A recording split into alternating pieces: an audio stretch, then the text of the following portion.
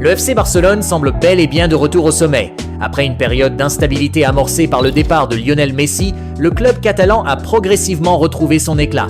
Cette résurrection sportive s'est confirmée tout au long de la saison écoulée, marquée par des performances solides et des résultats impressionnants. Sous la direction d'un Hansi Flick parfaitement adapté à la culture de la gagne, les Blaugranas ont remporté toutes les compétitions domestiques et ont brillé en Ligue des Champions jusqu'en demi-finale, ne cédant que face à un Inter Milan plus expérimenté. Si le collectif barcelonais impressionne, c'est aussi grâce à un subtil mélange entre jeunesse prometteuse et cadre affirmé. Lamine Yamal incarne cette nouvelle génération talentueuse, tandis que Jules Koundé, arrivé en 2022, s'est rapidement imposé comme un pilier incontournable de la défense catalane. Le club mise désormais sur la stabilité, en cherchant à sécuriser l'avenir de ses joueurs clés par des prolongations de contrats. Derrière ce renouveau sportif se cache également un travail de fond au niveau de la gestion du club. La nouvelle direction, menée par Joan Laporta et Deco, s'efforce de remettre le Barça sur les rails financièrement. Grâce à une politique de recrutement réfléchie et à une meilleure gestion des finances, le club retrouve peu à peu un équilibre durable. Et ce renouveau passe aussi par un mercato ambitieux et stratégique. Alors que les négociations pour prolonger Jules Koundé sont bien avancées malgré l'intérêt de Manchester City, le FC Barcelone pourrait bientôt accueillir une nouvelle star, Marcus Rashford. Une opération qui confirmerait la volonté des dirigeants de bâtir un effectif compétitif sur le long terme. Le parcours d'Hugo Ekitike a connu des hauts et des bas, mais l'été 2025 marque un tournant décisif dans sa carrière. Après un passage mitigé au Paris Saint-Germain, où il n'a pas su s'imposer, l'attaquant français a rebondi de manière spectaculaire en Allemagne. Son explosion à l'Eintracht Francfort a tout changé. En réalisant une saison impressionnante avec 22 buts et 12 passes décisives, il s'est rapidement hissé parmi les attaquants les plus en vue du moment. Cette montée en puissance a naturellement attiré l'attention de clubs prestigieux à travers l'Europe. C'est finalement Liverpool qui a remporté la mise. Malgré l'intérêt prononcé de Newcastle, les Reds ont accéléré pour s'offrir les services d'Ekitike contre un peu plus de 90 millions d'euros, bonus compris. Il s'apprête à signer un contrat de 6 ans et à remplacer Darwin Nunez, en partance après une saison décevante. Cependant, ce transfert suscite autant d'enthousiasme que de prudence. Si les statistiques parlent en faveur du joueur, son inexpérience en Premier League soulève des doutes. Plusieurs supporters et observateurs s'interrogent sur sa capacité à s'adapter rapidement au rythme et aux exigences du football anglais. Du côté de Liverpool, ce recrutement s'inscrit dans une logique claire. Le club continue de miser sur des jeunes talents en provenance de Bundesliga, comme en témoignent les récentes signatures de Wirtz, Frimpong ou encore Szoboszlai. Ekitike est jeune, rapide et travailleur, correspond au profil recherché par le nouveau coach Arne Slot. Les réactions à son arrivée sont néanmoins partagées. Tandis que des journalistes comme Tom Harris ou d'anciens joueurs comme Steven Nicol saluent son potentiel et sa complémentarité avec le système de Liverpool, d'autres, à l'image de Frank Leboeuf ou Salim Bangali, rappellent les échecs passés et préfèrent rester prudents. Malgré tout, certains y voient une belle opportunité. Djibril Cissé notamment croit en cette signature et estime qu'Ekitike a retrouvé sa confiance et sa spontanéité. S'il parvient à confirmer les promesses entrevues en Allemagne, il pourrait rapidement faire taire les doutes. Le Real Madrid aborde l'été 2025 avec beaucoup de pression et d'attente. Après une saison longue et frustrante, marquée par l'absence de titres majeurs, les merengues savent qu'ils n'auront plus droit à l'erreur. Dans ce contexte exigeant, certains joueurs vont devoir impérativement se reprendre. Lors de la Coupe du Monde des clubs, plusieurs cadres et remplaçants ont déçu, et Xabi Alonso n'a pas hésité à leur faire passer des messages clairs, laissant entendre que l'indulgence ne ferait plus partie du vocabulaire madrilène cette saison. En parallèle, le Real Madrid commence à poser les fondations de son effectif version 2025-26.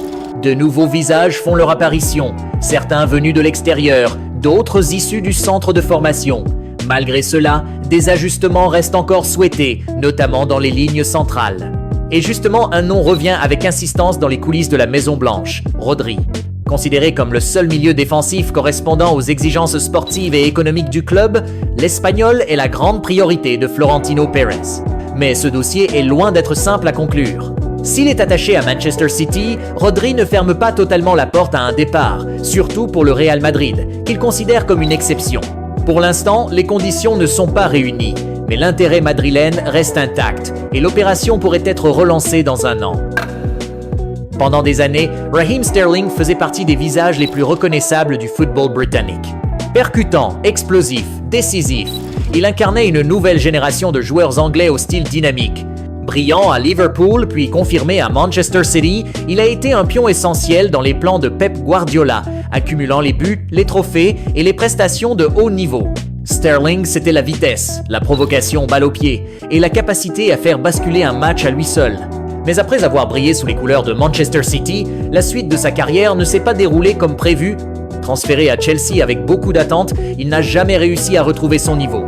Perdu dans un projet sportif instable, souvent utilisé à contre-emploi, il a enchaîné les prestations fades. Son influence sur le terrain s'est effacée, ses statistiques se sont effondrées et avec elles, sa place parmi l'élite. Ce passage raté à Arsenal a encore affaibli sa cote et à son retour à Chelsea, la situation est devenue encore plus compliquée. Le joueur semble aujourd'hui dans une impasse. Le staff ne compte plus vraiment sur lui, les supporters s'impatientent et Sterling paraît avoir perdu confiance. Ce n'est plus qu'un nom sur une feuille de match, bien loin de l'ailier redouté qu'il était encore il y a quelques saisons.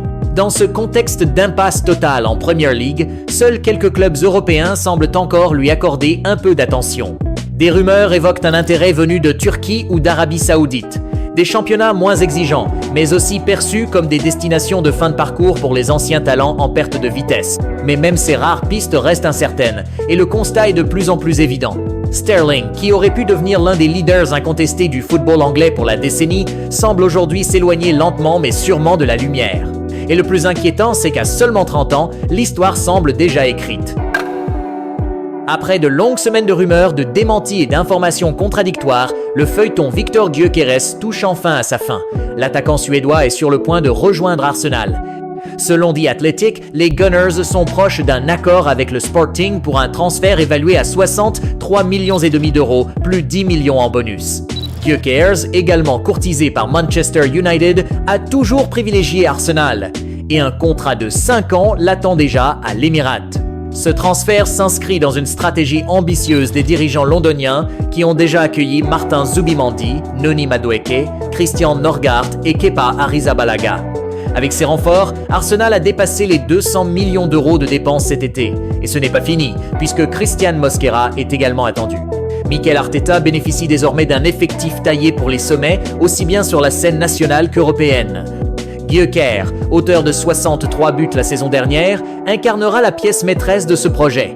Mais attention, ce dossier ayant déjà réservé bien des surprises, la prudence reste de mise jusqu'à la signature officielle.